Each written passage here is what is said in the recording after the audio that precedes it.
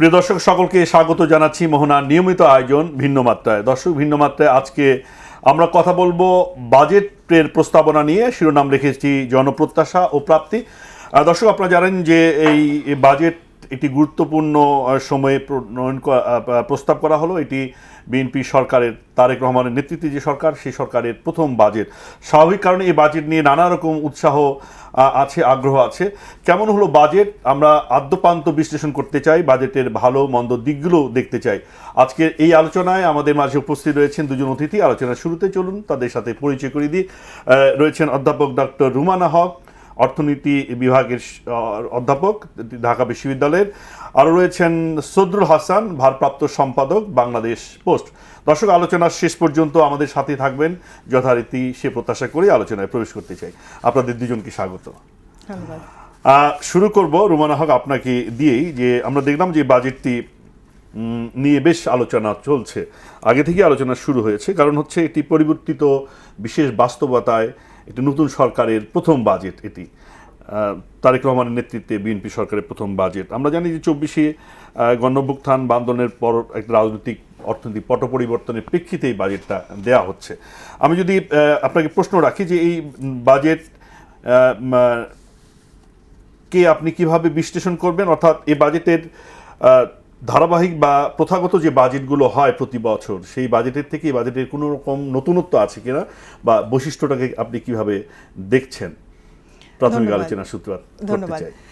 আমাদের এবারের বাজেটটাকে তো আসলে অর্থনীতির পুনরুদ্ধারের একটা বাজেট বলা হচ্ছে, এবং এখানে আমাদের একদিকে যেমন মূল্যস্ফীতির যে চাপ, সেটাকে আসলে কমানো, 6.5% নিয়ে আসা, আমাদের ব্যক্তি খাতের বিনিয়োগ বাড়ানো, কর্মসংস্থান সৃষ্টি করা, একটা অন্তর্ভুক্তিমূলক বাজেট বলা হচ্ছে, বৈষম্য দূর করা, সুশাসন নিশ্চিত করা, প্রবৃদ্ধি 6.5% বাড়ানো। সুতরাং এই সব কিছু চিন্তা করে আমাদের এবার বাজেটটা করা হয়েছে, এবং সেটাকে যেহেতু গত বছরের তুলনায় একটা বড় অঙ্কের এবার বাজেট হয়েছে, তো অনেক সময় মনে হচ্ছে একটু উচ্চাভিলাষী কিনা, কিন্তু আসলে যেই বাস্তবতা এখন যে প্রয়োজন, সেটার প্রেক্ষাপটে যদি আমি চিন্তা করি, তাহলে এটার হয়তো প্রয়োজন ছিল। এখন এই বাজেটের বেশ কিছু দিক আছে যেটা মনে হয় যে ধারাবাহিকভাবে হয়। অনেক পণ্যের উপর কর বাড়ে, অনেক জায়গায় কর কমে, নতুন নতুন কিছু প্রকল্পের কথা বলা হয়। তবে এই বাজেটের একটা বিষয় যেটা মনে হচ্ছে যে বেশ কিছু সুচিন্তিত তাদের যেই পরিকল্পনা, সেটার একটা প্রতিফলন বাজেটে দেখছি। যে আমাদের তাদের যে নির্বাচনী ইশতেহার ছিল, সেখানে তারা যেগুলো তারা জনগণকে বলেছিলেন, প্রত্যাশা দিয়েছিলেন, সেটার কিছুটা প্রতিফলন আমরা কিন্তু এই বাজেটে দেখতে পাচ্ছি। তো সেদিক থেকে যেমন কোন কোন বিষয়গুলো নতুন মনে হচ্ছে, যেমন মনে করেন যে যদি আমরা বলি স্বাস্থ্য, শিক্ষা, এগুলোকে অগ্রাধিকার দেওয়ার কথা বলা হয়েছিল, সামাজিক সুরক্ষায় অগ্রাধিকার দেওয়ার কথা বলা হয়েছিল। এখানে একটা ফ্যামিলি কার্ডের কথা বলা হচ্ছে, কৃষকদের কার্ডের কথা বলা হয়েছে, হেলথ কার্ড বলা হয়েছে। আবার মনে করেন যে বেশ কিছু কর ছাড়ের কথা বলা হয়েছিল, সেগুলো আমরা দেখতে পাচ্ছি। তরুণ উদ্যোক্তাদের জন্য, ফ্রিল্যান্স যারা কাজ করবে তাদের জন্য কিন্তু বেশ কর ছাড়ের কথা বলা হয়েছে। কর্মসংস্থান সৃষ্টির জন্য বেশ কিছু প্রণোদনার কথা বলা হয়েছে। নারী উদ্যোক্তাদের জন্য বলা হয়েছে যে তাদেরকে বেশ কিছু প্রণোদনা দেওয়া হবে। তো ভালো উদ্যোগ, তারা যেগুলো বলেছেন আগে, সেগুলোর বেশ কিছু প্রতিফলন দেখছে। এবং তারা যে 10টি আসলে অগ্রাধিকার ভিত্তিতে বলছেন, সেগুলো তো প্রতিটাই আসলে অবশ্যই আশাব্যঞ্জক। যে এবং ফুড সেফটির কথা বলছেন এখানে, কর্মসংস্থান এবং অন্যান্য ব্যক্তি খাতে বিনিয়োগ, সেটা বললাম। কিন্তু বাজেটের যেটা সারাদিন ধরে আমরা আলোচনা করছি, একটা যেহেতু একটা বড় উচ্চাভিলাষী বাজেট বলছি, এখানে তো অবশ্যই এই ব্যয়ের সাথে সাথে আয়ের কথাটা চিন্তা করতে হবে। এবং এবারের বাজেটে এটাও লক্ষণীয় যে আমাদের রাজস্ব আয়ের যে লক্ষ্যমাত্রা, সেটা অনেক বড় একটা লক্ষ্যমাত্রা, এবং গত বছরের তুলনায় প্রায় 23% বেশি। তো এই বিপুল লক্ষ্যমাত্রা যদি আসলে পূরণ করা না যায়, তাহলে আবার আমরা সেই ঋণের বোঝার মধ্যে পড়ে যাব কিনা। এবং সেক্ষেত্রে এই যে সামাজিক সুরক্ষায় যে এত বিপুল বাজেটের কথা বলা হয়েছে, তাহলে সেইটা কি আমরা আসলে ধার করে করতে হবে কিনা, এই বিষয়গুলো হয়তো প্রাসঙ্গিক। তো সুতরাং বাস্তবায়নের দিকটাও হয়তো আমাদের খেয়াল করতে হবে। জি, অসংখ্য ধন্যবাদ। আপনি বলেছেন যে বাজেটে আসলে সামাজিক নিরাপত্তার বিষয়টি এসছে, অনেকগুলো কর ছাড় দেওয়া হয়েছে, উৎসাহ ব্যঞ্জক কোনো কোনো বিষয়ের জন্য এই বাজেটটি। কিন্তু আপনি চ্যালেঞ্জের কথা বলেছেন, চ্যালেঞ্জের কথাগুলো আমি একটু আলাদা করে আলোচনা করতে চাই। আসতে চাই আমাদের মাঝে বিশিষ্ট সাংবাদিক সদরুল হাসান ভাই আছেন। আপনি বাজেট নিয়ে দেখছিলাম যে আপনি পড়াশোনা করছিলেন। কেমন হলো বাজেট যদি বলি, যে অন্যান্য বাজেটের তুলনায় বছরের বাজেটটা কোন অর্থে আলাদা, স্বতন্ত্র প্রকৃতির, বা নতুন কি আমরা পেয়েছি? অনেকটা একই রকম প্রশ্ন আপনার কাছে। ধন্যবাদ আমার সহ আলোচক এবং আমার দর্শক শ্রোতা যারা আছেন আমাদের সাথে। আপনি যেটি বলেছেন যে বাজেটের আসলে বিশেষত্ব বা নতুনত্ব অথবা এর ভিন্ন ধর্মিতাটা কি, তো সেই দিক থেকে একজন সাংবাদিক হিসেবে আমার কাছে প্রথম যেটা মনে হয়েছে, এই প্রথম বোধহয় আমরা এত বড় এত মোটা একটা বাজেটের বই পেয়েছি। এইটা আসলে বাজেটের, আমি মনে করি বাজেটের অনেক ভালো ভালো দিক আছে, এবং উনি যেটা বলেছেন যে বাজেটটা বিএনপির যে সামগ্রিক কি বলবো ইলেকশন প্লেস বা ইলেকশন কমিটমেন্ট তার রিফ্লেকশন আছে। এবং প্রথমে যে 10টা টার্গেট সেট করেছে, মানব সম্পদ উন্নয়ন, বিনিয়োগ, তারপরে আপনার স্বাস্থ্যসেবা, এরকম আরও অনেকগুলো 10টা নির্বাচন ইস্তাহারের যে লক্ষ্য, হ্যাঁ সেটা সম্পূর্ণ, কিন্তু এত বড় এত বেশি ডিটেল, যেটা অনেক রিপিটেশন আছে। আমি মনে করি বাজেট স্পিচ এত ডিটেল হওয়ার কোনো সুযোগ নাই, উচিত ছিল না। এবং আপনি হয়তো খেয়াল করেছেন শেষ পর্যন্ত আমাদের অর্থমন্ত্রী সাহেব কিন্তু পুরো বাজেট বক্তৃতা উনি পড়তে পারেননি। একটা পর্যায়ে গিয়ে স্পিকারকে বলতে হয়েছে যে আপনার এই বাজেট পঠিত বলে গণ্য করা হলো। তো এত ডিটেইলে আমি মনে করি না যে কোনো একটা বাজেট করা উচিত। এটাকে আরও অনেক সংক্ষিপ্ত আকারে, হ্যাঁ গভর্নমেন্টের ভেতরে নিজস্বভাবে অনেক কিছু থাকতে পারে, অনেক ডিটেইলে অনেক প্রোগ্রাম থাকতে পারে, কিন্তু এটা অনেক আপনার ফোকাসড, অনেক স্পেসিফিক এবং সাধারণ মানুষের কাছে বোধগম্য, সেইটা হওয়া দরকার ছিল। এটা হচ্ছে বাজেটের আমি মনে করি একটা দুর্বল দিক। আর একটা দিক যেটা বাজেটের উনি যেটা বলেছেন, সংসদে তো আমরা বাজেটের যে চম্বুক অংশ সেগুলো তো আমরা এক ধরনের ডিজিটাল প্রেজেন্টেশনও দেখেছি, বা সেটা হতে পারে, কিন্তু যে বাজেটটা পুরোটা কিন্তু অর্থমন্ত্রী পড়তে পারেননি, সেই বাজেট আমি কেন সেখানে উপস্থাপন করব? এটা সংক্ষিপ্ত হলে আরও, ধরেন এটা আমি দেখলাম প্রায় 250 পৃষ্ঠার মধ্যে, দরকার ছিল না, 100-150 পৃষ্ঠার মধ্যে একটা বাজেট নিয়ে আসা যায়। আর সেকেন্ড হলো যে আপনার অনেক রিপিটেশন আছে। আমি পুরো বাজেটটা আসার সময় দেখছিলাম মোটামুটি এক নজরে, তাতে জায়গায় জায়গায় অনেক রিপিটেশন আছে, সেটা দরকার ছিল না। আর যেটা হচ্ছে যে এই বাজেট যেমন বড়, বাজেটের ডেফিসিটটাও অনেক বড়। আর এই ডেফিসিট ফাইন্যান্সিং করতে হলে একটা বড় জায়গাটা হচ্ছে financing from the banking system. আমাদের ব্যাংকিং সিস্টেম থেকে এটা গতানুগতিক, সব বাজেটে এই ব্যাংকিং সিস্টেম থেকে একটা ফান্ড নিয়ে এসে সে ডেফিসিটটা আপনার পূরণ করে। কিন্তু এইটা করতে গিয়ে যখন আপনার প্রাইভেট সেক্টরের যে ক্রেডিট ফ্যাসিলিটিস সেটা যখন কমে যায়, তখন কিন্তু প্রাইভেট ইনভেস্টমেন্ট দারুণভাবে ব্যাহত হয়। সো গভর্নমেন্ট এই জায়গাটা কিন্তু ক্লিয়ার করতে পারেনি আমার কাছে মনে হয়েছে। অনেক এমফাসিস দিয়েছে যে প্রাইভেট বিনিয়োগ, প্রাইভেট ইনভেস্টমেন্ট, তারপর সংস্কার, মানে আপনার বিজনেস ফ্রেন্ডলি এনভায়রনমেন্ট ক্রিয়েট করা, এগুলো অনেক অনেক অনেক বক্তব্য আছে এর মধ্যে। কিন্তু স্পেসিফিক হওয়া দরকার ছিল যে একটা, ধরেন আমি আমার নিজের অভিজ্ঞতা থেকেই বলছি, মিরপুর থেকে ঢাকার কোনো একটা অফিসে, একটা মিরপুর শাখা অফিস থেকে ঢাকার একটা অফিসে, আমার অভিজ্ঞতা থেকে বলছি, একটা চিঠি যেতে 27টা সিগনেচার লাগে এবং সময় লাগে 15 দিন। ওখানে এই কথাগুলো আছে যেটা আমরা সহজ করে নিয়ে আসবো, কিন্তু আসলে বলেছে যে সিঙ্গেল উইন্ডো প্রতিষ্ঠা করা হবে, যেন কিভাবে করবে এবং এক এর মধ্যেই সবটা সেবাগুলো পায় এবং দ্রুত গতিতে ডিসেন্ট্রালাইজ করা এবং আপনার পাওয়ারটাকে ডেলিভার করে নিচের স্তরে নিয়ে আসা, এই জিনিসগুলো, এবং যতটা সম্ভব আমলাতান্ত্রিক জটিলতাটাকে কমিয়ে যত মানুষকে আসলে আপনি যত কম কোনো জায়গায় পাঠানো থেকে বিরত রাখা, যেন মানুষ খুব সহজে ডিজিটাল পদ্ধতিতে যে কোনো সেবা পেতে পারে। আপনার যে কোনো একটা ইন্ডাস্ট্রি করতে গেলে, এটা ইন্ডাস্ট্রিয়ালিস্টরা আমাদেরকে বলেছে প্রায় 40টা লাইসেন্স লাগে। কেন 40টা লাইসেন্স লাগবে? এই আলোচনাটা অনেক বছর থেকেই কিন্তু হচ্ছে যে এই ব্যাপারে কিন্তু আমি যতটুকু এক কথা বলে গেছে যে এগুলো আমরা সহজীকরণ করব, কিন্তু সহজীকরণটা ঠিক কোন কোন জায়গায় করবে, কিভাবে করবে, এর ডিটেইল। ধন্যবাদ সদু ভাই। আপনি নিজেও বলছেন যে বাজেটটা অনেক বড় হয়ে গেছে, কিন্তু আবার যদি সহজীকরণের বিষয়গুলো বিস্তৃতভাবে লিখতে হয়, আপনি বলছিলেন, তাহলে তো আরো হয়তো বাজেট বড় হবে। ওই জায়গাগুলো যেগুলো মূল এমফাসিসের জায়গা। জি, আপনাকে ধন্যবাদ। আমরা একটু আলাদা করি আলোচনা, স্পেসিফিক এখন একটু বিষয় আনতে চাই।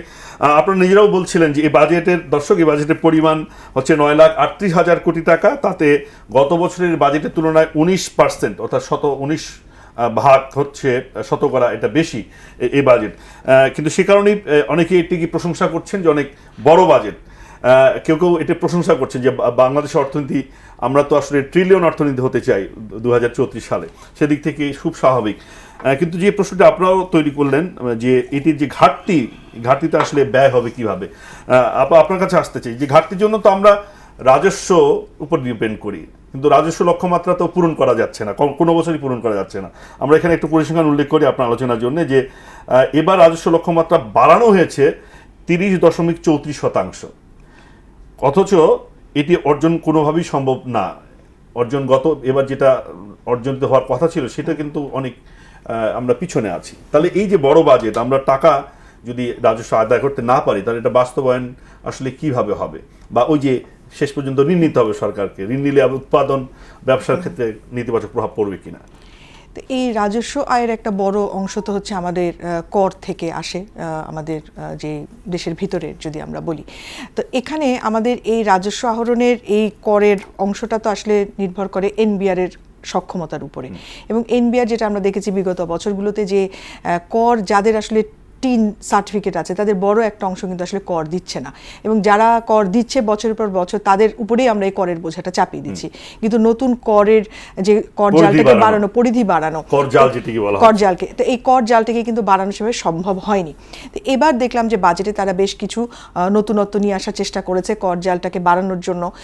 খুচরা যে বিক্রেতা আছে তাদের আসলে উৎস কর আরোপ করার কথা বলা হয়েছে, এবং বেশ কিছু এই ধরনের তারা প্রকল্প নিয়েছে। এবং অনেক দ্রব্যে দেখবেন যে আপনার ব্যান্ড রোল রাখা, ডিজিটালাইজেশন করা, কিউআর কোড বসানো, অর্থাৎ ট্র্যাকিং এবং ট্রেসিং সিস্টেমটা, এটাকে তারা জোরদার করার জন্য বলা হয়েছে। তো এগুলো কিছুটা আশাব্যঞ্জক যদি সফলভাবে এটাকে বাস্তবায়ন করতে পারে। কিন্তু তারপরেও আশঙ্কা থাকে যে এত বড় একটা যে রাজস্ব আয়ের লক্ষ্যমাত্রা, সেটার জন্য আসলে তাদের সেই সক্ষমতা আছে কিনা। এবং যেগুলো বলা হচ্ছে কাগজে কলমে, যেটা উনিও বলছিলেন যে কাগজে কলমে তো মনে হচ্ছে যে হ্যাঁ করা যাবে, কিন্তু আসলেই যখন তারা সত্যিকার অর্থে মাঠে নামবেন তখন কি সেই ধরনের সক্ষমতা তাদের আছে কিনা। আর এনবিআর এর বলা হচ্ছে, এনবিআর যে সক্ষমতার কথা আমরা আলোচনা করছি অনেকদিন থেকে, এনবিআর এর প্রয়োজনীয় লোকবল নেই, তাদের সেই যানবাহন নেই বা অটোমেশন এখনো করা যায়নি। ফলে করের জাল বাড়ালেই যে সেটা আদায় করা যাবে বা সেটাও কতটা সম্ভব? আপনি বলছেন কিউআর কোড বা কিছু অটোমেশনের ব্যবস্থা নেওয়া হচ্ছে, এটার বাস্তবায়ন প্রয়োজন। আর আরেকটি যে এখন যারা আসলে আমাদের এটা খেয়াল করতে হবে, আমাদের দেশে তো একটা বড় অংশ ইনফরমাল সেক্টর, অপ্রাতিষ্ঠানিক ক্ষেত্রে মানুষ কাজ করে, 86% যদি আমরা বলি। তো এই যারা একটা বিপুল জনগোষ্ঠী অপ্রাতিষ্ঠানিক ক্ষেত্রে কাজ করছে, তো এই প্রায় 6 কোটি মানুষ, তো তাদেরকে কিভাবে কর জালের আওতায় আনা হবে? তো যখন আপনি এদের একটা বড় অংশ আবার কিন্তু নিম্ন মধ্য আয়ের ব্যক্তি, তো তাদের উপর যদি আপনি আবার করের বোঝা বাড়ান, তাহলে তাদের এমনি তো মূল্যস্ফীতির চাপে তাদের নাভিশ্বাস, তো সেটা তো আরও একটা তখন তাদের উপর একটা বোঝা তৈরি করবে। তো এই ক্ষেত্রে করের জাল না বাড়লে তো আবার রাজস্ব আদায় হবে না। এই হচ্ছে চ্যালেঞ্জ এখানে, যে একদিকে আমরা বলছি যে করের আওতা বাড়াতে হবে, কিন্তু এই যে এত বড় ইনফরমাল সেক্টরে আপনি যখনই বলবেন যে আমরা ধরেন এই যে বলছে এখন যারা পয়েন্ট অফ সেল ভেন্ডার বা খুচরা বিক্রেতা, তাদের উপর এখন 0.2% মনে হয় 1000 টাকায় 2 টাকা করে এই করটা আহরণ বসানো হবে অগ্রিম কর হিসাবে। কিভাবে দিবে তারা? মানে এটা যদি একটু স্পষ্ট করেন যে আসলে খুচরা বিক্রেতারা তাদেরকে আসলে অগ্রিম কর হিসাবে 70 লক্ষ খুচরা বিক্রেতা এরকম আছে, দোকান যারা করে বা এরকম, তারা এটা অগ্রিম কর হিসাবে আগে দিবেন 1000 টাকায় 2 টাকা। তো এটা নিয়েও আলোচনা হচ্ছে, এটা আসলে তো তারা করটা আবার তখন ভোক্তার উপর দিয়ে দিবেন, তাই না? এটা ট্রান্সফার করে দিবেন বোঝাটা, তো তখন সেই তো আবার ভোক্তার উপরেই সেই দামের অধিক দামের বৃদ্ধি হলো। তো এখন এদিকে দুই দিকেই আছে, কিন্তু আসলে কর জাল তো বাড়াতে হবে। সুতরাং এটা ধাপে ধাপে একসময় কিন্তু আসলে এই যে অপ্রাতিষ্ঠানিক যে আমাদের যারা আছেন কর্মক্ষেত্রে, তাদেরকে যাদের মধ্যে তার যারা সক্ষম কর দিতে, আস্তে আস্তে তাদেরকে সেন্সিটাইজ করা, তাদেরকে একটু একটু করে আসলে কর জালের আওতায় নিয়ে আসা, তো এই প্রক্রিয়াটা আসলে করতে হবে। জি, সদরুল হাসান ভাই, এই কর নিয়ে আপনি কোনো বক্তব্য দিবেন কিনা? মানে এই যে করের তো একটা চ্যালেঞ্জ, যে কর বাড়ালে সেটা আবার এক ধরনের চাপ তৈরি হয় জনজীবনে, দ্রব্যমূল্য ঊর্ধ্বগতি হবে বা মানুষের সংকট তৈরি হবে, আবার না বাড়লেও তো সরকার তার ব্যয় মেটাবে কিভাবে? হ্যাঁ, এটা একটা আসলে অনেক বড় চ্যালেঞ্জ। তো আমরা নানা সময় নানা ধরনের আলোচনা নানা জায়গায় শুনি। আমি আসলে ব্যবসায়ীদের খাটো করছি না, কিন্তু ব্যবসায়ীদের মধ্যেই এই আলোচনা আছে যে আমাদের এখানে যারা ব্যবসায়ী হয়েছে, বড় ব্যবসা করেছে বা বড় ব্যবসায়ী হয়েছে, তারা হয় সরকারের কর ফাঁকি দিয়ে হয়েছে, অথবা তারা বিদ্যুৎ বিল, গ্যাস বিল এগুলো ফাঁকি দিয়ে হয়েছে। তো এছাড়া আমাদের এখানে এগুলো এক শ্রেণী আছে খুব ভালো ফাঁকি দিয়ে বড় হয়ে যাচ্ছে, আর এক শ্রেণী কিন্তু আপনার এগুলো দিয়ে প্রতিযোগিতায় টিকতেই পারছে না। তো এই জায়গায় একটা র্যাশনাল, যারা ভালো ব্যবসায়ী, যারা সাধু ব্যবসায়ী, তারা এবং টিকতে পারছে না। এই জায়গাটায় কিন্তু গভর্নমেন্টকে অনেক র্যাশনালভাবে এমন একটা মেকানিজম, এরকম একটা সিস্টেম এখানে ডেভেলপ করতে হবে যেন আপনার কেউ ফাঁকি দেওয়ার যেমন সুযোগ না থাকে, আবার মানুষ যেন উৎসাহিত হয় যে আমি ঠিক আছে, আমি ব্যবসা করব, আমাকে কিছু না কিছু কর দিতেই হবে। এবং সেই ক্ষেত্রে আসলে এর আগেও গভর্নমেন্ট অনেকবার চেষ্টা করেছে। আপনি জানেন যে একটা মেশিন ইন্ট্রোডিউস করার জন্য, যেটা অন্য অন্য দেশে আছে, যে অটোমেটিক মেশিন, যেটাতে আপনি যে কোনো পণ্য যখন বিক্রি হবে সেখানে আপনার ওই ভ্যাটটা তখনই ওখান থেকেই কেটে চলে যাবে গভর্নমেন্টের তহবিলে। কিন্তু ব্যবসায়ীদের বিরোধিতার কারণেই কিন্তু এটা এখন পর্যন্ত বাংলাদেশে চালু করতে পারেনি। এইটা আসলে কিছু কিছু সিদ্ধান্ত, ধরেন বাংলাদেশের অর্থনীতি এখন সবচেয়ে বড় কন্ট্রিবিউটর হচ্ছে ভ্যাট। সাইফুর রহমান সাহেব যখন এই ভ্যাট ইন্ট্রোডিউস করেন তখন কিন্তু এর ব্যাপক বিরোধিতা ছিল, বাট শেষে এসে কিন্তু আবার সবাই এটাকে অ্যাপ্রিসিয়েট করেছে যে না, এই সিস্টেমটার কারণে এই অর্থনীতিটা হয়তো বা টিকে গেছে। একটা সময় আমরা বিদেশ নির্ভর অর্থনীতি ছিল আমাদের পুরোটা, এবং বিদেশ সাহায্য ছাড়া আমাদের বাজেটই হতো না। সেক্ষেত্রে সাইফুর রহমান কিন্তু যখন এই ভ্যাট ইন্ট্রোডিউস করলেন, এরপরে আমাদের অর্থনীতি আস্তে আস্তে বড় হতে শুরু করলো, এবং সেভাবেই কিন্তু গভর্নমেন্টকে একটা উইন উইন সিচুয়েশনের দিকে যেতে হবে। সে ছোট ব্যবসা করুক, বড় ব্যবসা করুক, কোনো না কোনোভাবে তাকে করের আওতায় নিয়ে আসতে হবে, বাট সেটা হতে হবে অনেক সহনশীল এবং মানুষকে গ্রাজুয়ালি এই ট্যাক্সের আওতায় নিয়ে আসা। করের নামে যে কর আদায়ের নামে নানা রকম হয়রানি করা হয়, হয়রানি নানা রকম আমরা কথা শুনি, সেই জায়গাটা কতটা কমেছে বা পরিবর্তন হয়েছে ওই সংস্কৃতি বলে? না, এটা একেবারেই পরিবর্তন হয়নি। যারা কর দেয় তারা ফেঁসে গেছে, এরকম তাদের নিজেদের বক্তব্য। আসলে এটা একটা খুব হয়রানিমূলক। আপনি যদি দেখেন যে ধরেন পাড়ার অলি গলিতে যে সমস্ত দোকানপাট আছে তাদের সাথে যদি আপনারা ব্যক্তিগতভাবে কথা বলেন, সাংবাদিক হিসাবে আমাদের এই সুযোগ হয়, প্রত্যেকটা লোকই এনবিআরের বা আপনার যেটা বলে ভ্যাটের কর্মকর্তা বা কর্মচারীদের সাথে কিন্তু একটা অ্যালাইনমেন্ট রক্ষা করে তাদেরকে কিছু ঘুষ দিয়ে কিছু আপনার একটা ম্যানেজ করে কিন্তু আপনার তার ব্যবসাটা করতে হয়। এই জায়গাটায় গভর্নমেন্টের কোনো, আমি মনে করি সবচেয়ে বেশি স্ট্রাইক করা দরকার, সবচেয়ে বেশি কাজ করা দরকার। প্রত্যেকটা, আপনি যদি এনবিআরের কর্মকর্তা বলেন বা ভ্যাট অফিসের কর্মকর্তা বলেন, যেটাই বলেন, কাস্টমস ডিপার্টমেন্টের প্রত্যেকটা লোক, আমি প্রত্যেকটা এই অর্থে বলছি, ম্যাক্সিমাম ক্ষেত্রে, ভালো মানুষ নাই সেটা বলছি না, ম্যাক্সিমাম ক্ষেত্রে এদের সম্পর্কে অনেক অনেক অনেক অভিযোগ আছে।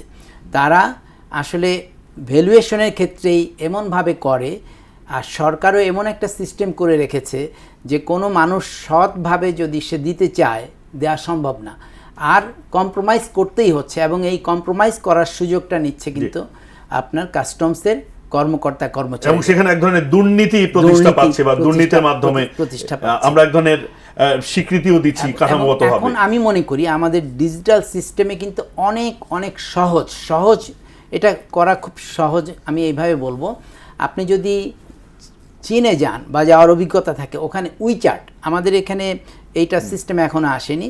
আমাদের এখানে যেমন ফেসবুক, ওদের সিস্টেম হচ্ছে উইচ্যাট।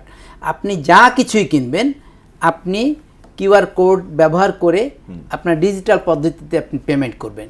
ডিজিটাল পদ্ধতিতে পেমেন্ট করলে কিন্তু সেটার একটা ডকুমেন্টেশন ওই সময়ই হয়ে যায়। তো একটা আপনার একেবারে সিম্পল একটা মুদি দোকান বলেন, একটা রিক্সাওয়ালা বলেন, প্রত্যেকের কাছেই কিন্তু এখন আমাদের এই ডিভাইসটা আছে, এবং সেটা স্মার্টফোন আছে। স্মার্টফোন যার আছে সেই কিন্তু এইভাবে আপনার এই সুবিধাটা ইন্ট্রোডিউস যদি গভর্নমেন্ট করে, সে সুযোগটা তৈরি হয়, সেও কন্ট্রিবিউট করতে পারে রাষ্ট্রের ভ্যাট বলেন বা ট্যাক্সের ক্ষেত্রে। এবং এটা যত দ্রুত সম্ভব এটা করা, আমি মনে করি গভর্নমেন্ট উদ্যোগ নিলে এটা অবশ্যই করা সম্ভব। এবং পৃথিবীর অনেক দেশে এখন আর হার্ড কারেন্সির বদলে কিন্তু ডিজিটাল কারেন্সি, কর ব্যবস্থাপনার ক্ষেত্রে আসলে এক ধরনের বড় রকম আমাদের পরিবর্তন বা সংস্কার নিয়ে আসতে হবে, আধুনিকীকরণ করতে হবে, অটোমেশন পদ্ধতি চালু করতে হবে।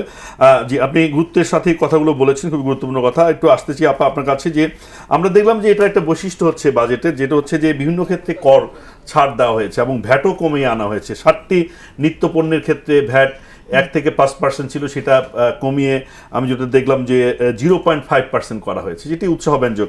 অনেকে বলছেন তাতে হয়তো দ্রব্যমূল্যের দাম কিছুটা কমবে। কাঁচামালের শিল্পের উৎস কর সেখানে 4% কমানো হয়েছে। আমরা দেখেছি নবায়নযোগ্য জ্বালানির সেখানে কর কমানো হয়েছে। ইলেকট্রনিক যে ভেহিকল সেগুলোর ক্ষেত্রে কমানো হয়েছে, অনেক ক্ষেত্রে ছাড় দেওয়া হয়েছে। কিন্তু এই প্রশ্নটি হচ্ছে যে এই যে ছাড় দেওয়া হলো বা কমানো হলো, তাতে আসলে রাজস্ব সরকারের কমে আসবে কিনা, মানে সেটি আবার আরেক ধরনের চ্যালেঞ্জ তৈরি করবে কিনা। এটাই আলোচনা করছিলাম যে আসলে কিছু কিছু বিষয়ে তো কর কমাতেই হবে, কারণ জনগণকে স্বস্তি দেওয়া, তাদের যে সামাজিক সুরক্ষা, সামাজিক নিরাপত্তা নিশ্চিত করার জন্য অবশ্যই অনেকগুলো বিষয় আমাদের কিন্তু কর ছাড় দিতে হবে। এমনকি নতুন যে শিল্পগুলো আছে সেগুলোকে যদি আমরা চাই যে এগুলো ভালো করুক, বিকাশ হোক, তাহলে সেগুলো কিন্তু অন্তত কিছুদিন সেগুলোকে কর ছাড় দিতে হবে। এখন এখানে একটি বিষয় দেখার চেয়ে এই কর ছাড়টা বা কর যে কমানোর প্রস্তাবনাটা এই পণ্যগুলোকে কত বছর দেওয়া হচ্ছে, একটা সময় পরে তাদেরকে কিন্তু ওই ইনফ্যান্ট ইন্ডাস্ট্রি আর্গুমেন্ট তার সারা জীবন চলতে পারে না। সেই ইন্ডাস্ট্রিগুলোকে আসলে আস্তে আস্তে হাঁটা শিখতে হবে, একসময় দৌড়াতে হবে, প্রতিযোগিতায় টিকে থাকতে হবে। তো যতক্ষণ পর্যন্ত সেই প্রতিযোগিতা যেতে না পারছে সেই সময় কিন্তু তাকে আমরা এই সাপোর্টটা দেওয়ার জন্য সরকারকে আমরাও বিভিন্ন সময় বলি এবং প্রত্যাশা করি। তো সেটা ঠিক আছে, কিন্তু অবশ্যই এটা তাদের যেন সক্ষমতা তৈরি হয় সেটাও আমাদেরকে লক্ষ্য রাখতে হবে। আর একটা তো চ্যালেঞ্জ থাকবে, এই জন্য অল্টারনেট সোর্সগুলো বার করতে হবে। এটা তো যেখানে এই যে নতুন শিল্প বলেন বা তরুণ উদ্যোক্তা বলেন, নারী উদ্যোক্তা যারা ডিসেবলড আছে, শারীরিক প্রতিবন্ধী, তাদেরকে তো সুবিধা আমাদেরকে দিতেই হবে। তো তাদেরকে সুবিধা দিব, কিন্তু আমার অর্থায়নটা কিভাবে হবে? তাহলে যারা সক্ষম আছে, ধনী শ্রেণী আছেন, বড় ব্যবসায়ী আছেন, বড় শিল্প, তাদের কাছ থেকে কিন্তু আমাদেরকে সেই করটা আদায় করতে হবে। কম্প্রোমাইজ করে যাচ্ছে সিস্টেমের সাথে।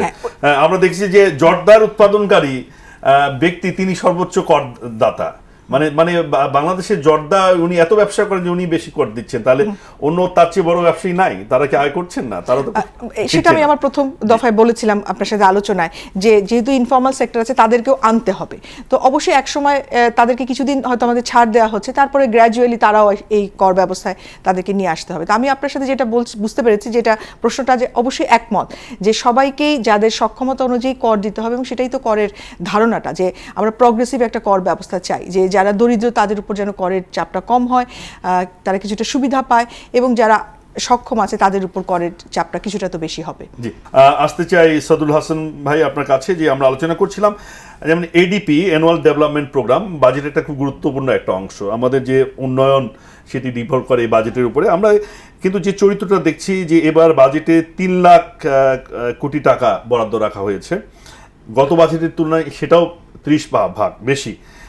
অথচ এডিপি বাস্তবায়নের সক্ষমতা যদি কথা বলি, যে এই বছর সেটি মাত্র 36.19 ভাগ, মানে অর্ধেকও বাস্তবায়ন করতে পারেনি, অর্ধেক টাকা খরচ করতে পারেনি। তো এই যখন অবস্থা, তখন এই যে বড় 3 লাখ কোটি টাকা আমরা এডিপির জন্য বরাদ্দ করলাম 30 ভাগ বাড়িয়ে, তাহলে সেটি আসলে এক ধরনের মানে ব্যর্থতার নজির হয়ে থাকবে কিনা সামনে বছরে? না, আসলে আমি এডিপি সম্পর্কে যদি আমাকে বলেন, আমি ঠিক এভাবে দেখব না। এই জন্যে এডিপি বাস্তবায়নের হার এবার কম ছিল, বা গত 2 বছর কম ছিল। এর মূল কারণ হচ্ছে যখন গভর্নমেন্ট দেশে পলিটিক্যাল গভর্নমেন্ট না থাকে, তখন কিন্তু আপনার পলিটিক্যাল গভর্নমেন্ট থাকলে এডিপি বাস্তবায়ন করার জন্য যেই ধরনের আর্টস থাকে, যে ধরনের গুরুত্ব থাকে, একটা নন পলিটিক্যাল গভর্নমেন্ট যদি আপনার ক্ষমতায় থাকে সেটা থাকে না। তো এখন পলিটিক্যাল গভর্নমেন্ট আসছে, পলিটিক্যাল গভর্নমেন্টের কিছু পলিটিক্যাল কমিটমেন্ট আছে। পলিটিক্যাল গভর্নমেন্ট যখন এই ধরনের প্রোগ্রাম বাস্তবায়ন করতে যায়, সেক্ষেত্রে কিন্তু খুব দ্রুত অনেক সিদ্ধান্ত নেয়। ধরেন গত 2 বছর কিন্তু আপনার ডেভেলপমেন্ট ওয়ার্ক অলমোস্ট বন্ধ, দুটো কারণে। একটা কারণ হচ্ছে যে ইন্টারিম গভর্নমেন্ট, তাদের মূল টার্গেট ছিল রিপেয়ার করা। অর্থনীতিটা স্বৈরাচারী গভর্নমেন্ট এমনভাবে রেখে গেছে, লক্ষ লক্ষ কোটি টাকা পাচার হয়েছে, সেই ঘাটতিটা পূরণের জন্যে তাদের কাজ ছিল এটাকে রিপেয়ার করা। তো এই রিপেয়ার করতে গিয়ে কিন্তু ডেভেলপমেন্ট ওয়ার্ক যেটা বলে, নতুন বরাদ্দ, নতুন প্রজেক্ট বাস্তবায়ন, সেটা হয়নি। কিন্তু এখন পলিটিক্যাল গভর্নমেন্ট, পলিটিক্যাল কমিটমেন্টের কারণে, শুধু পলিটিক্যাল কমিটমেন্ট না, এর সাথে আরও অনেকগুলো বিষয় আছে। ধরেন একটা প্রেশারও আছে, যে দল যারা করে তাদের কাছ থেকে প্রেশার আছে যে নতুন করে টেন্ডার হবে, মানে সরকার, মানে রাজনৈতিক সরকার তার জন্য এটা এটার জন্য Exactly. সুবিধা পাবে, বাস্তবায়ন করবে। কিন্তু এবং এবার- এডিপিতে যে আমাদের যে দুর্নীতি হয়, অব্যবস্থাপনা হয়, বলা হচ্ছে যে শেষের 2 মাসে বর্ষাকালে সকল প্রজেক্টের কাজ শুরু, মানে তাড়াহুড়া করতে থাকে, এইটাই ঢাকা হলো শহর মূল রাস্তাগুলো challenge। ঘুরতে থাকে। তাহলে এই সংস্কৃতির পরিবর্তন হবে কিনা আমরা একটু জানতে চাই আপনার কাছে। যে জামাত ইসলামের পক্ষ থেকে আমাদের অর্থ বছর পরিবর্তনের এক ধরনের দাবি করা হয়েছে, এবং অনেকেও এই কথা বলছে যে জানুয়ারি থেকে এটা ডিসেম্বর 1 বছরের জন্য কেন করা হবে না, এটা মাস থেকে বর্ষাকাল থেকে কেন শুরু হবে, মানে এটি নিয়ে একটু আপনার মতামত। হ্যাঁ, আমিও তাই মনে করি যে আসলে এটা আপনার অনেক জায়গায় আছে, ভারতেও আছে যে মার্চ এপ্রিল থেকে ফিসক্যাল ইয়ার শুরু হয়। তা আমাদের এখানেও কিন্তু সেরকম করা যায়, অনেক দেশেই আছে, ইভেন জানুয়ারি টু ডিসেম্বরও হতে পারে, সেটা অনেক বেটার আমি মনে করি। এবং সেক্ষেত্রে গভর্নমেন্টকে ওইভাবে আউটলাইন করতে হবে যে সে প্রতিটা মাসে কতটুকু বাস্তবায়ন করবে, এবং টার্গেট ফিক্স করে দিতে হবে প্রত্যেকটা কর্মকর্তাকে। তাকে একটা অ্যাকাউন্টেবিলিটির মধ্যে নিয়ে আসতে হবে যে সে কেন ফেল করলো, সে দায় অন্যের উপর চাপাবে সেটা চলবে না। Quick decision making, quick implementation, এই জায়গাগুলোতেই আসলে মূল চ্যালেঞ্জ গভর্নমেন্টের। রিফর্মসটা হওয়া দরকার ওই জায়গাগুলোতে। ধন্যবাদ। ছোট করে আপনি কেউ যোগ করবেন কিনা এডিপি নিয়ে? জি, এখন এডিপির আমি ওই একমত যে গত 2 বছরে যে এডিপির ব্যবহারের মাত্রাটা কমে গেছে, আশা করছি সেটা থেকে এবার বের হয়ে আসতে হবে। তবে এক্ষেত্রে আবারও যে শুধুমাত্র অবকাঠামো নির্মাণ, আমরা যেন সেটাতে আসলে বেশি ফোকাস না করি, মানে এবং মেগা যেগুলো শুধু প্রজেক্ট, মেগা প্রজেক্ট যেগুলো প্রয়োজন শুধু সেগুলোতে করা। আর যখন এই ধরনের মেগা প্রজেক্ট নেওয়া হয়, এগুলো যে দীর্ঘসূত্রিতা তৈরি করার এবং বারবার এটাকে সময় বাড়ানো, বৃদ্ধি করা, এবং এতে প্রজেক্টের যেই পরিমাণ অতিরিক্ত খরচ হয়, আশা করছি এবার সেগুলো থেকে বের হয়ে আসবো। আর যেহেতু মানব সম্পদ উন্নয়নের কথা বলা হচ্ছে, একটা কল্যাণমুখী রাষ্ট্রের কথা বলা হচ্ছে, সুতরাং আমি আশা করি যে এবার আসলে এই কল্যাণের জন্য, বৈষম্য নিরোধন কমানোর জন্য এই বাজেটটা ব্যবহার করা হবে, এই উন্নয়ন বাজেট। বৈষম্য নিয়ে আমরা একটু আলাদা করে সময় পেলে কথা বলবো। আর একটু আসতে চাই যে ঋণ নির্ভরতার কথা বলা হয়েছে যে বাজেটে আমরা আসলে ওই যে আমাদের যে একটা প্রবাদ সংস্কৃত যে যাবৎ জীবেত সুখেন জীবেত ঋণাঙ্কৃতা ঘিতাং পিবেত, মানে ঋণ করে হলে আমরা ঘি খাবো। তো আসলে ঋণ করে হলে আমাদের উন্নয়ন করতে হবে, মানে ওই জায়গাটাতে আপনি কি হয়ে দেখছেন যে এই ঋণ তো অর্থাৎ বিদেশ থেকে নেয়, আমাদের ব্যাংক থেকে নিচ্ছে, বিদেশে প্রচুর টাকার ঋণের সুদ দিতে হচ্ছে, সেটার জন্য একটা বিশাল বরাদ্দ কিন্তু রেখেছে, প্রায় 1.5 লাখ কোটি টাকা। এবং আপনি খুব সঠিকভাবে ধরেছেন, আমাদের যে ডেট ফাইন্যান্সিং বা ঋণ পরিশোধের যেটা, সেই বাজেটটা কিন্তু অনেক বড়, সেটা 1,20,000 কোটি টাকার মতো বোধহয় আমার আরো বেশি খেয়াল বোধহয় পড়ছে, এই হ্যাঁ। বছর। তো সেটা অনেক বড় একটা বাজেট, অনেক বড় একটা টাকা।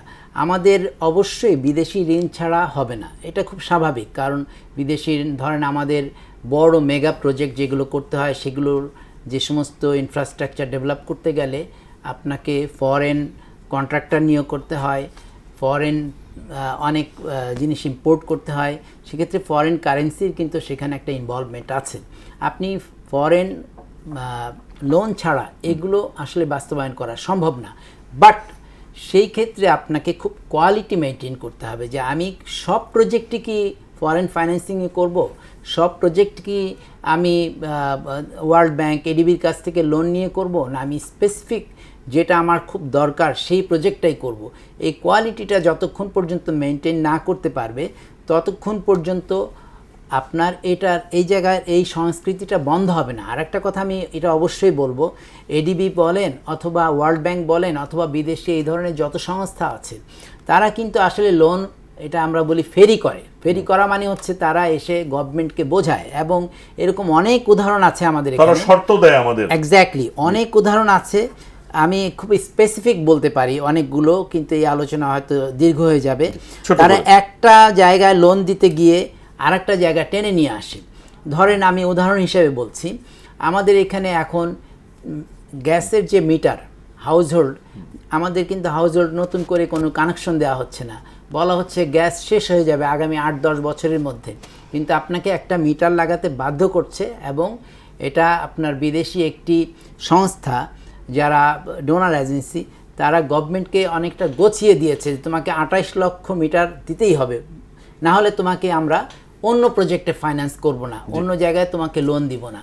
এইভাবে ওরা একটার সাথে আরেকটা ইন্টারলিঙ্ক করে, রিলেটেড করে তারপরে কিন্তু ওরা এই ধরনের মানে কঠিন শর্ত আমাদের কঠিন জন্য শর্ত দেয়, যেটা দিয়ে বাস্তবায়ন যেন আমাদের বিদ্যুতের দাম বাড়াতে হবে, নাহলে তাদের আইএমএফ এর টাকা ছাড় হবে না। তো সেগুলোর কিছু ভালো দিক আছে, নো ডাউট, ওরা যে সব খারাপ কথা বলে তা না, কিন্তু আমার কথা হচ্ছে যে আমি সব প্রজেক্টের জন্য নিব না, আমি স্পেসিফিক যেটার জন্য আমাকে আসলে খুব দরকার সেটা নিব, সেই জায়গাটায় আমাকে আমরা এখন একটু ব্রড স্কেলে আসতে চাই। যে আমি যদি বলি যে এই বাজেট বা যে পরিকল্পনা করা হলো সেটি আসলে আমাদের দেশের উৎপাদন বা বিনিয়োগ কতটা বাড়াবে, কতটা বিনিয়োগ বান্ধব হলো। আমরা গত কয়েক বছরে আমাদের বিনিয়োগ পরিস্থিতি কিন্তু বেশ খারাপ।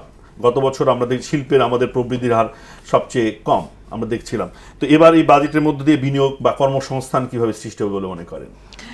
আমি মনে করি যে এবার বাজেটে বেশ অনেকগুলো দিক আছে যেটি ব্যক্তি পর্যায়ের বিনিয়োগ এবং কর্মসংস্থান সৃষ্টিতে ভূমিকা রাখবে। এবং আমি প্রথম দিকেও বলছিলাম যে তরুণ উদ্যোক্তা যারা আছেন তাদের জন্য বেশ কিছু কর ছাড়ের কথা বলা হয়েছে, প্রণোদনার কথা বলা হয়েছে। কুটির শিল্প এবং মাঝারি শিল্পের জন্য কিন্তু বিভিন্ন ধরনের প্যাকেজ ঘোষণা করা হয়েছে, প্রণোদনার কথা বলা হয়েছে। তো আশা করছি যে এগুলো যদি বাস্তবায়ন করা হয় তাহলে অবশ্যই ক্ষুদ্র মাঝারি কুটির শিল্প বিকাশে কিছুটা সহায়তা হবে, কর্মসংস্থান সৃষ্টিতে ভূমিকা রাখবে। নারী উদ্যোক্তাদের কথা আমি বলেছি। বিদেশি বিনিয়োগের ক্ষেত্রে একটু বলেন যে বিদেশি বিনিয়োগকে আকৃষ্ট করার জন্য মাননীয় প্রধানমন্ত্রী কিন্তু গতকাল একটা বক্তৃতা দিয়েছেন যে বাইরে থেকে যদি বাংলাদেশের টাকা এখানে বিনিয়োগ করে সেক্ষেত্রে এক ধরনের তাদের কমিশন দেওয়া হবে। কিন্তু আমরা তো এই দেখছি যে বাংলাদেশের বংশোদ্ভূত ব্যক্তি তিনি বাংলাদেশে বিনিয়োগ না করে বিলিয়ন ডলার ভারতে বিনিয়োগ করছেন। এখন দেখুন এটা কেন করছেন, আমাদেরকে তাহলে সেই পরিবেশটা দিতে হবে যেটা আমরা সবসময় বলছি যে এটা তো শুধু কাগজে কলমে না যে আমি কর ছাড় দিলাম, কিন্তু আমাদের দেশে ডুইং বিজনেস আমাদের খুবই কস্টলি। আমাদের দেশে ব্যবসা করাটা অনেক খরচের, কারণ হচ্ছে আমাদের বিভিন্ন ক্ষেত্রে যেই ধরনের প্রক্রিয়ার মধ্যে যেতে হয় লাগছে এবং যেই ধরনের আমাদের তো কোনো ওয়ান স্টপ সার্ভিস নাই। তা আমাদের একজন বিনিয়োগ করতে আসবে এখানে, তাকে যদি এত ঝামেলা পোহাতে হয় সে কেন আমার এখানে আসবে? সে যেখানে সে সুবিধা পাবে সেখানে সে চলে যাবে। তো আমাদের এই যে বিনিয়োগ বান্ধব আমরা একটা পরিবেশের কথা বলছি, এটা শুধু কর ছাড় এখানে রাখলে তো হবে না, আমাদেরকে পুরা সিস্টেমটা কেমনভাবে ঢেলে সাজাতে হবে যেন তারা আসলে একটা বিনিয়োগ বান্ধব পরিবেশ একটা পায়। এবং শুধু তাই না, তার এই যে এলসি খোলা থেকে শুরু করে বিভিন্ন ক্ষেত্রে তাকে আমাদেরকে অনেক সহজ করতে হবে তার জন্য। এবং এর সাথে আমাদের যে জ্বালানির যে সরবরাহ এটাকে নিশ্চিত করতে হবে এবং আনুষঙ্গিক যে বিষয়গুলো আছে, আমাদের ট্রান্সপোর্ট আপনি চিন্তা করেন, ঢাকা থেকে ঢাকার বাইরে যাবে, সে একটা ভিজিট করবে ফ্যাক্টরি, কিভাবে যাবে? সমস্ত ফ্যাক্টরিগুলো ঢাকা এবং আশেপাশে এই জন্য গড়ে উঠছে। তাহলে আপনার কর্মসংস্থান হচ্ছে কি শুধু এই মেগা সিটিগুলোকে ঘিরে, অথচ আমাদের খুলনায় কোনো একটা গার্মেন্ট ফ্যাক্টরি নাই। কেন নাই? কারণ আমাদের ওইখানে যাওয়া এবং ওখানে বিনিয়োগ করা কঠিন, ওখানে গিয়ে কে মনিটর করবে? তো এখানে আমাদের বিকেন্দ্রীকরণ করতে হবে, প্রতিটা বিভাগে কিন্তু আসলে আমাদের একই ধরনের সুযোগ সুবিধা দিতে হবে যেন ওইখানেও নতুন শিল্প গড়ে ওঠে, সেখানেও এলাকা ভিত্তিক আমরা বৈদেশিক বিনিয়োগ যেটাকে আকৃষ্ট করতে পারি এবং সেখানে যেন আমাদের মনিটরিং সুপারভিশনটা সঠিক হয়। সেই পরিবেশ যতদিন আমরা না করতে পারবো ততদিন কিন্তু আসলে আমরা নানা রকম অর্থনৈতিক জোন, বিশেষ অর্থনৈতিক জোন এটা তৈরি করেছিল, আমরা দেখেছি সেটাও খুব বেশি রেজাল্ট ফলাফল কি এসছে? না, এটা শুধু অর্থনৈতিক জোন হয়তো আমি সেভাবে মিন করি না, আমি বলছি যে সেই এলাকাগুলোতে আসলে পরিবেশ তৈরি করা যেন সেখানে এই সুবিধাগুলো থাকে, সব যেন ঢাকামুখী না হয় এবং যাতায়াত ব্যবস্থা সবকিছু, সেটাও তো উদ্দেশ্য ছিল, সেটা উদ্দেশ্য ছিল, হ্যাঁ, করা। সেটা সফল হলো না কেন? আমরা তো জোনগুলোতে সেভাবে করতে পারিনি, এগুলো তো ওই যে বলছি আবার যে কাগজে কলমে থেকে যাচ্ছে এবং যে অর্থনৈতিক জোনগুলো যেগুলো হয়েছে সেগুলো কিন্তু ভালো কাজ করছে। ভাই যোগ করবেন কিনা এখানে বিদেশি বিনিয়োগ? অবশ্যই যোগ করব। এভাবে ঘোষণা দিয়ে বিদেশি বিনিয়োগ আসবে না, এটা একটা সিম্পল জিনিস। আপনার এখানে যতক্ষণ পর্যন্ত লোকাল বিজনেস গ্রো না করবে, লোকাল বিজনেসম্যানরা আপনার ভরসা আস্থা না পাবে, হ্যাঁ, ফ্রেন্ডলি এনভায়রনমেন্ট না পাবে, ততক্ষণ পর্যন্ত বিদেশিরা আসবে না। এটা খুব সিম্পল। আপনার এই যেগুলো রিফর্মসের কথা বলা হচ্ছিল, আমি উদাহরণ হিসেবে বলছি।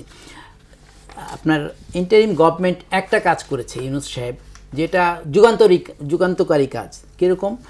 আপনার আগে একটা পাসপোর্ট করতে গেলে অথবা পাসপোর্ট রিনিউ করতে গেলে, বিশেষ করে ফ্রেশ পাসপোর্ট করতে গেলে কিন্তু পুলিশ ভেরিফিকেশনের দরকার পড়তো, এটা বাতিল করে দিয়েছে। আপনি বলেন, আপনার যদি একটা ভোটার আইডি কার্ড থাকে, ভোটার আইডি কার্ডের সময়ই তো আপনার সব ভেরিফিকেশন হয়ে গেছে, আপনাকে কেন আবার নতুন করে পুলিশ ভেরিফিকেশন লাগবে? আর আপনার নামে যদি কোনো মামলা মোকদ্দমা কিছু থাকে তাহলে তো সেটা চেক পয়েন্ট আছে, আপনি যখন দেশের বাইরে যাবেন এই ধরনের সংস্কারগুলো এখানে নিয়ে আসতে হবে। বিদেশিরা এখানে এসে অনেক রকমের হয়রানির শিকার হয়। আপনি জমি কিনতে যাবেন, একটা জমি 10টা লোকের কাছে বিক্রি করা, তারা জমি কিনতে পারে না। আপনি ব্যাংকে যাবেন, ব্যাংকিং সিস্টেমে যাবেন, সেখানে আপনার নানা রকমের ব্যাংকের মধ্যে কোনো আস্থা নাই। কারণ হচ্ছে কি, ব্যাংকের মধ্যে আপনার এই যেটা বলে যে লোন এনপিএল, যেটা নন পারফর্মিং লোনস, এটা বেড়ে অনেক লক্ষ কোটি টাকা হয়ে গেছে, খেলাপি ঋণ। এখন এই ধরনের সিস্টেমে কিন্তু বিদেশিরা কখনো আস্থা পায় না। এবং এর সাথে আসলে এটা তো অর্থনৈতিক বা কাঠামোগত আপনি একটা পরিবেশের কথা বললেন, কিন্তু রাজনৈতিক যে এটা নিরাপদ পরিস্থিতি, রাজনৈতিক স্থিতিশীল অবস্থা, এটা খুব দরকার, অবশ্যই দরকার। এবং সামনের দিনগুলোতে আসলে আমরা গত 1.5 বছর যেভাবে আমরা মব নানা রকম সংস্কৃতির মধ্যে দিয়ে গেছি, সেটা কতটা স্টেবল হবে বলে আপনি মনে করেন? মানে মন্তব্য করবেন দু এক বাক্যে। আমি ধন্যবাদ এই পয়েন্টটা রেজ করার জন্য।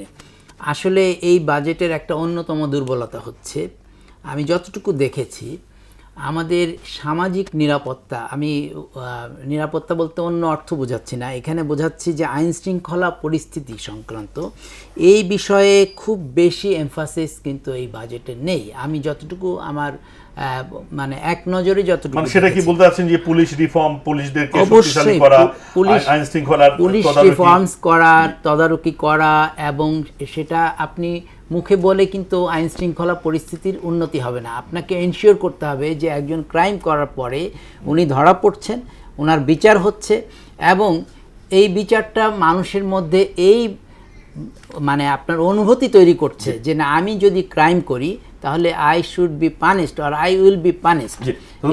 মনোভাব তৈরি না হওয়া পর্যন্ত এটা কমবে। আমরা আলোচনা মাত্র 2 মিনিট সময় পাবো, আপনার কাছে আসতে চাই, যেটি হচ্ছে যে বৈষম্য নিয়ে অনেক দিন থেকে কথা হচ্ছে যে আমাদের ইকোনমি বাড়ছে, আমরা ট্রিলিয়ন অর্থনীতি যাচ্ছি, কিন্তু আমাদের দারিদ্র্যের যে ইয়েটা সেটাও বাড়ছে, মানুষের জীবনের সংকটগুলো বাড়ছে। এই বৈষম্য নিরসন কিভাবে করা যায়? আমাদের কোটিপতিদের সংখ্যা অনেক পরিমাণে বাড়ছে, সেই পরিমাণে সাধারণ মানুষের আয় বাড়ছে না। হ্যাঁ, বৈষম্য তো একটা আয় বৈষম্য আছে, এবং সেই সাথে আমাদের নারী পুরুষের বিভিন্ন সেবা গ্রহণের ক্ষেত্রেও বৈষম্য আছে, এলাকা ভিত্তিক বৈষম্য আছে, অনেক পিছিয়ে পড়া জনগোষ্ঠী আছে দুর্গম এলাকায়। এই বাজেটে দেখেছি যে বেশ কিছু বৈষম্য কমিয়ে আনার জন্য প্রস্তাবনা হয়েছে। আগেও আমি বলেছিলাম যে পিছিয়ে পড়া জনগোষ্ঠীর জন্য বেশ কিছু প্রণোদনা আছে, সামাজিক নিরাপত্তা আমি বলেছি। তো এগুলো আশা করছি যে এগুলো বৈষম্য কিছুটা কমাতে পারবে, কিন্তু বারবার একটা কথাই বলছি, আসলে এত ঘাটতি রেখে এইটা কতটুকু সরকার করতে পারবে সেটা নিয়ে কিছুটা সন্দিহান। জি, আপনাকে যদি শেষ দিকে আলোচনায় বাজেটের সাফল্য মানে কিসের উপরে নির্ভর করবে, কি কি বিষয়ের উপরে নির্ভর করবে বলে আপনি মনে করেন? এটা খুব সিম্পল। বাজেটের সাফল্য নির্ভর করবে গভর্নমেন্ট কতটুকু সাফল্য চায়, গভর্নমেন্টের অ্যাগ্রেসিভনেস, গভর্নমেন্টের উইলিংনেস, এই দুটো খুব ইম্পর্টেন্ট। গভর্নমেন্ট যদি চায় যে দ্রুত সংস্কার করে, বারবার কিন্তু একটা জায়গায় এমফাসিস দিয়েছে গভর্নমেন্ট, সেটা হচ্ছে সব কিছু সহজীকরণ, মানুষ ফ্যাসিলিটিস পাওয়ার জন্যে, ব্যবসা বান্ধব হওয়ার জন্যে ফ্যাসিলিটিস তৈরি করা এবং এই সব কিছু সহজ করা। এখন এই সহজ করাটা কিন্তু অতটা ডিটেইলে এখানে বলা হয়নি, কিন্তু গভর্নমেন্টের নিশ্চয়ই কিছু প্ল্যান প্রোগ্রাম আছে। এই কতটুকু সহজ করতে পারবে, যত দ্রুত সহজ করতে পারবে, যত দ্রুত রিফর্মসগুলো করতে পারবে।